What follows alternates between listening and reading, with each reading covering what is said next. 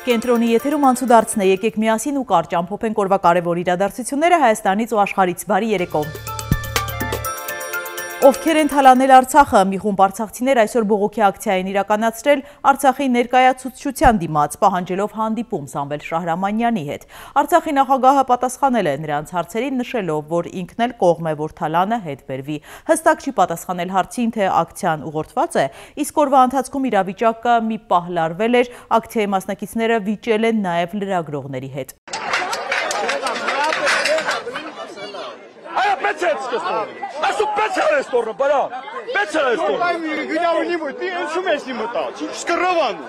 Մեր հստակ պահանջն է Արցախից թալանվածը հետ բերեն Արցախցուն։ Ով ուղիղ եթերի տակ չի խնդրում, աղաչում, ժողովուրդ, մի միացրեք, չեմ ուզում իմ հարցերս կտրել։ Օրինակ ես ձեր լրատվականին չեմ ուզում հարցազրույց տալ։ Դե նախ ձեր հարցին չեմ պատասխանում։ Մեր պահանջը Արցախից թալանվածը վերադարձնվի Արցախցուն։ Եվ ինչ պետք է անի Սամվել Շահրամանյանը։ Կոնկրետ այդ մասով մտածելու ես չունեմ, մտածելու ինքը ունի, երբ որ հելնի, խնդրում այդպես միանգամից սենց ու տարով, կետակ ասեք ինչ պետք է անես։ Բայց ինքը հաղորդում տվել է։ Մեր նախագահան հաղորդման մասին ենք տեղյակ, իրաց սպասի Արտուր սպասի։ Հաղորդման մասին ենք տեղյակ, ցուսմուկ տալու մասին ենք տեղյակ։ Ոչ, հաղորդումը խիա մենակ տալիս։ Ներդուրում Ինչի դատախազության առջև չես ակցիա։ Հաղորդումը խիա տալիս մենակ Արցախի ներդրումային հիմնադրամ։ Նախ Արցախում 100 հատ տեղ կար թալանելու։ Բոլոր նախարարություններով, բոլոր պողակներով, բոլոր այն ինստիտուտներով, որտեղ իրականում գործում էր պատավատապետություն։ Քանի տարվա թալան եք պահանջում։ Եթե ինձանից ես հարցնում 30 մինչև այսօր ինչքան թալանվել է, այդ են պահանջում։ Եթե թալանը չլներ, 100% իմացեք, ձեր հայաստանցի եղբայրները որ եկել, զոհվել են, հաստատ իմացեք, կեսից շատը չէին զոհվել։ Ես էլ եմ կողմ, որ այդ թալանը պետքա վերադարձվի մեր ժողովրդին։ Եվ այդ նպատակով դեռ 23 թվականի նոյեմբերի 8-ին իմ կողմից համապատասխան գործություն ա գրվել Հայաստանի Հանրապետության դատախազ Տիկին Վարդապետյանին։ Դրա հիման վրա հարուցվել է համապատասխան քրեական գործ քննչական կոմիտեում, հակակոռուպցիոն կոմիտեում։ Այդ շրջանակներում ես հրավիրվել եմ նաև որպես վկա հարցաքննության։ Արգրավել է ներդրումային հիմնադրամի էլեկտրոնային կրիչները։ Մինչև 1000 դրամ իրենք տեղյակ են ինչ ա կատարվել Արցախում ներդրումային հիմնադրամում։ Կապ չունենք Նիկոլ Փաշինյանի հետ, դեմ ենք ԵԱՀԿ Մինսկի խմբի լուծարմանը, Սամվել Շահրամանյանը նաև պատասխանել է քաղաքական հարցերի, նա արձագանքել է Արցախի էջը փակ լինելու մասին հայտարարություններին։ Արցախի էջը չի կարելի համարել փակված, մինչև Արցախի ժողովուրդը բռնի տեղահանված է եւ չկա իրենց հայրենիք վերադառնալու արժանապատիվ հնարավորություն։ Փաշինյանը ձեզ հարցրել է, որ այդ հայտարարություններն արել եք Արցախի ժողովրդին։ Ոչ, մենք կապ չունենք Նիկոլ Փաշինյանի հետ, ինչ վերաբերում է Մինսկի խմբի լուծարմանը, մենք իհարկե դրան դեմ ենք, որովհետև դա միակ միջազգային հարթակն է, որը ստեղծվել է հենց հակամարտությունը լուծելու համար։ Այդ որոշումները Արցախի էջը փակելու, Մինսկի խումբը լուծարելու դա հայտարարում է Հայաստանի իշխանությունները եւ ես ակնկալում եմ նաեւ Հայաստանի քաղաքացիները արձագանքել։ 44 օրյայի մասին զեկույցը կներառվի ազգային ժողովի աշնանային նստաշրջանի լիագումար նիստում։ Անդրանիկ Քոչարյանի խոսքով հաշվի առնելով գաղտնիության ծավալը, նիստը լինելու է դռնփակ։ Դա կլինի սեպտեմբերի 27-ին հետևող լիագումար նիստի առաջին կամ երկրորդ օրը։ Դա նշանակում է, որ աշնանային նստաշրջան է, որը կսկսվի սեպտեմբերի 27-ը, քանի որ շաբաթ օր է, իսկ ամսի 30-ը կսկսվի լիագումար նիստը, կամ 30-ին, կամ դրա հաջորդող օրը լիագումար նիստում ազգային ժողովի նախագահը կներառի հարցը խորհրդի նիստում եւ օրը վերջնական կորոշվի։ Ես կարծում եմ, որ օրը շատ կարեւոր է, հենց այդ օրը ներկայացվի եւ այդ օրը կներկայացվի լիագումար նիստի ընթացքում։ Չէ, բացահայտումներ սպասենք բանկը։ Դուք սենսացիաներ ման եկեք, դուք ման եկեք հետևանքների վերացման խնդիրների բացահայտում։ Սամվել Բաբայանը չի հավակնում Արցախի նախագահի պաշտոնին։ Բաբայանի մամուլի ծառայությունը հայտնել է, որ շրջանառվող լուրերը միտումնավոր արշավ են հասարակական կարծիքը մանիպուլացնելու համար։ Հրազենային վնասվածքով հիվանդանոց է տեղափոխվել 20-ամյա երիտասարդ կասկածյալը հարազատ քույրն է։ Ոստիկանները պարզել են, որ տղայի քույրը Էջմիածնի Ավետիսյան փողոցի տներից մեկում օդաճնշիչ հրացանով պատահաբար կրակել է եղբոր որովայնին։ Փողոցը չթույլատրված հատվածով հատած ուսուցչուհու և 3 ծնողների նկատմամբ կազմվել են վարչական իրավախախտման արձանագրություններ։ Դեպքը տեղի է ունեցել նախօրեին ուսուցչուհին աշակերտների հետ փողոցն անցել է արգելված հատվածով։ Այդ մասին տեսանյութը մեծ աղմուկ էր հանել սոցցանցում։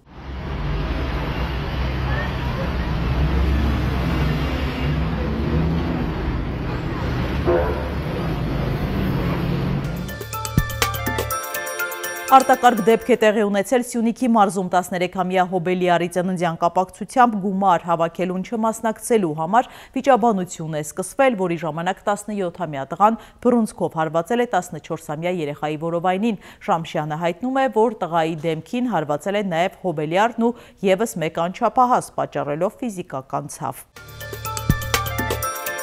Բանակի օրն Իրանում մեծ զորահանդես է կազմակերպվել։ Փեզեշքյանի գլխավորությամբ ներկա է եղել երկրի ռազմաքաղաքական ղեկավարությունը, ցուցադրվել են իրանական արտադրության գերժամանակակից զենքեր։ Ցուցադրական վարժանքներ են եղել ոչ միայն ցամաքում, այլև օդում ու ջրում։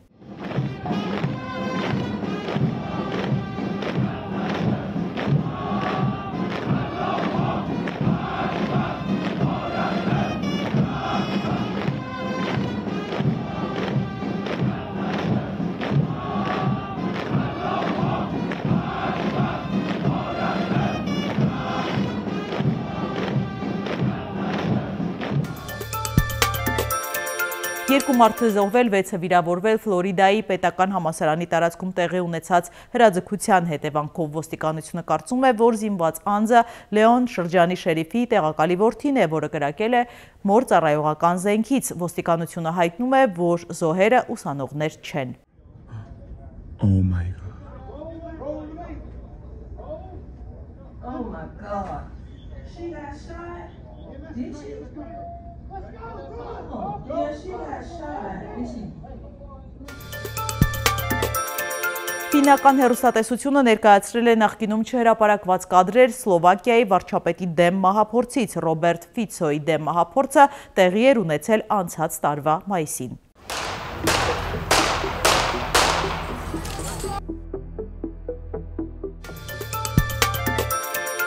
Ֆրանսիացի փաստաբանները կոչ են արել պատժել Ադրբեջանին։ Հայտարարությունում նշված է, որ մարդու իրավունքների և հիմնարար ազատությունների պաշտպանության Եվրոպական կոնվենցիայի ստորագրումից 75 տարի անց Եվրոպան առերեսվում է անընդունելի խախտումների հետ, որոնք չեն կարող անպատասխան մնալ։ Ադրբեջանում հայ պատանդների դատավարությունը պետական անարդարության ամենաբացահայտ դրսևորումներից է։ Չեխիան պատմության մեջ առաջին անգամ դադարել է նավթ ստանալ Ռուսաստանից։ Այն իր կարիքներն ապահովում է արևմտյան նավթով, իսկ չինական նավթավերամշակող ընկերությունները 90% կրճատել են ԱՄՆ-ից նավթի ներկրումը։ Չինաստանը ռեկորդային ծավալների նավթ է ներկրում Կանադայից։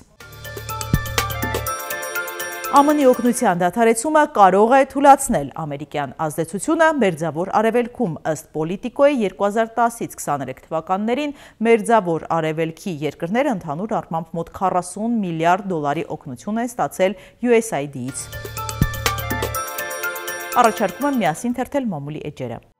Հրապարակը գրում է, չնայած իշխանությունները Գյումրու ընտրություններից հետո հայտարարում են, թե չեն պարտվել, քանի որ մասնակցած կուսակցությունների մեջ ամենաշատ ձայներն են ստացել և 10,000-ով ավելի են ստացել, քան 2021 թվականի թիվ ընտրություններում, սակայն Նիկոլ Փաշինյանը ասում են, խելքի չի գալիս այդ հարվածից։ Նաև դրանով էին պայմանավորված վերջին օրերի հիստերիկ, ոչ ադեկվատ պահվածք, ամբիոնից գոռալ ճչալը, պարելն ու ծամածրվելը, ասում են նա հիմա տենդագին իշխանության վարկանիշը բարձրացնելու ուղիներ է փնտրում և հնարավոր է առաջիկայում հնչեղված հայտումներ արվեն, հատկապես պատերազմի, պարտության իշխանության նախկինների վերաբերյալ, քանի որ Գյումրուց հետո ՔՊ-ում հասկացել են, որ ոչ ասֆալտի, ոչ էլ թոշակների բարձրացման մասին հեքիաթներով մարդիկ չեն խաբվում, բայց մարդկանց չեն կարող բավարարել նաև թալանը հետ բերելու, նախկիններին բանտ նստեցնելու տեսարանները։ Նրանց ուղղակի չեն ներում Արցախի կորստի եւ հազարավոր զոհերի համար։ Իդեպ Գյումրու հետ կապված թվում էր իշխանությունը բաբանկ կգնա ու կփորձի իշխանությունը խլել Վարդան Ղուկասյանից, բայց մենք տեղեկացանք, որ իշխանական թիմում կասկածներ ունեն, թե ավելի շուտ Վարդան Ղուկասյանն է այս անգամ մարդագողությամբ զբաղվելու եւ ԿՊԱ-ական ավականու 3 անդամ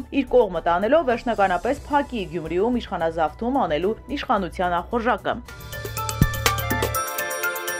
Հրապարակը գրում է. Արցախցիների իրավունքների պաշտպանության խորհուրդը որոշել է մարզեր գնալ։ Դա չի նշանակում, որ ազատության հրապարակից հեռանում են, վրանն ապա մոնտաժում։ Մնալու են, բայց մի խումբ գործուղելու են մարզեր, որ լսեն նաև մարզերում ապրող արցախցիների խոսքը, պատվիրանները։ Մարտի 29-ից պայքարի դուրս եկած արցախցիները սոցիալական եւ քաղաքական պահանջներ են դնում, որոնք մեծ հաշվով ընդունելի չեն կառավարության համար։ Նրանց հետ բանակցող է նշանակվել է փոխվարչապետ Տիգրան Խաչատրյանը, որի հետ մի քանի հանդիպումից հետո հասկացել են, որ Հայաստանի իշխանությունների ուզածն իրեն սոցիալապես նեղել ու արտագաղթի մղելն է, որով կազատվեն եւ գլխից եւ գլխացավից։ Մարզային այցերից հետո խորհուրդն իրենց քայլերի հաջորդականության վերաբերյալ նոր որոշում կկայացնի եւ ըստ ամենայնի կհայտարարեն մեծ հանրահավաքի եւ հետագա պայքարի մասին։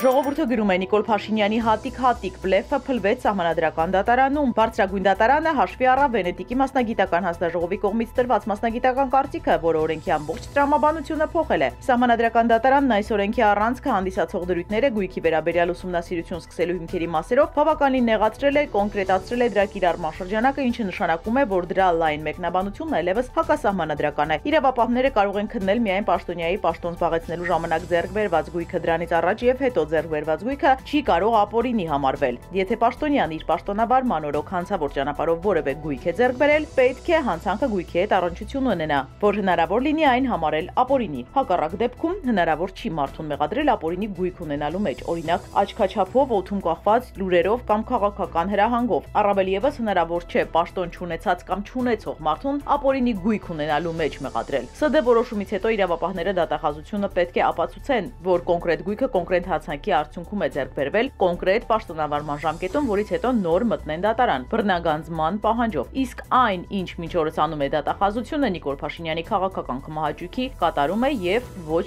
ավելին։ Հրապարակը գրում է. անցած ուրբաթ Կապանի ռեստորանում Նիկոլ Փաշինյանի հետ ճաշկերույթին մասնակիցներից ոմանք նկատել են, որ Փաշինյանը սնվում է բացառապես բուսական ծագման մթերքով, միս եւ կենտրոնական ծագման այլ մթերք չի ուտում, եւ անգամ ասել է այդ մասին։ Ճաշկերույթի մասնակիցներից մեկը մեզ պատմեց, որ չնայած շատերի մոտ հարց է առաջացել, թե ինչու, բայց ոչ մեկը համարձակություն չի ունեցել նրանից ճշտելու։ Փաշինյանը բուսակեր է դարձել, թե պահք է պահում։ Սիրելի հետևորդներ, եկեք կատարենք մի քանի պարզ քայլ մեր YouTube-յան ալիքը զարգացնելու համար։ Ձեզանից մի քանի վայրկյան է պահանջվելու։ Հավանում եք այս հաղորդաշարն ու բաժանորդագրվում։